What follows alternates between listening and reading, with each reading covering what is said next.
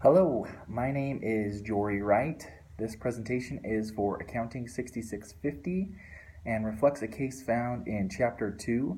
This case is called a faulty budget.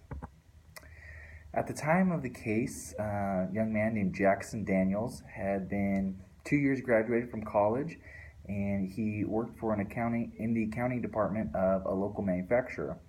He was tasked to create a new budget for the coming year. Soon after submitting the new budget, he realized a major mistake in the projected product demand and projected sales higher than they should have been. What's worse is other departments had already acted on the information contained in his budget.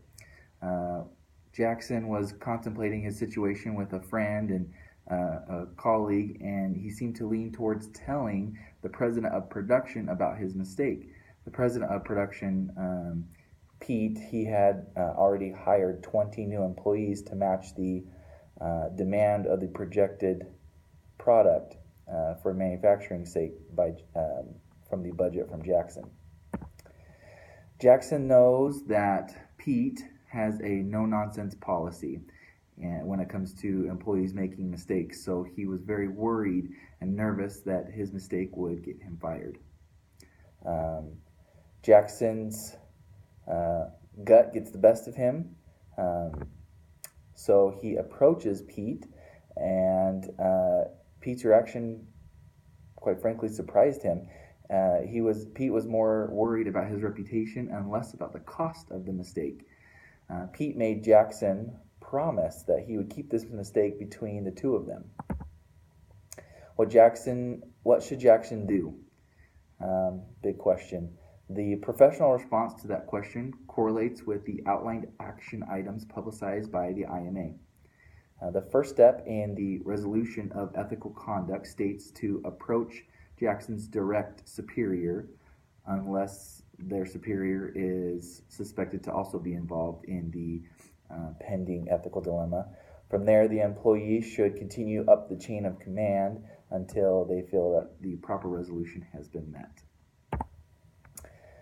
My suggested course of action for Jackson is to approach his direct superior within the accounting department specifically, and then to reapproach Pete, hopefully both with and or without his direct superior in the accounting department. It is more important that Pete realizes that he made a hasty decision based on the provided budget, and it needs to be corrected so that the other departments of the company do not also make other and more costly decisions based on the same data.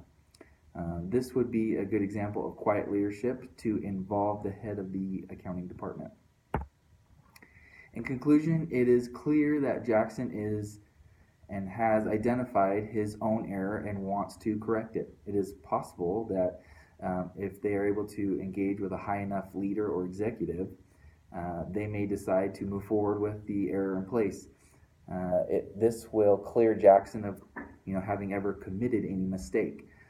That decision, though, is reserved for a higher authority other than Pete, who is only the president of the production.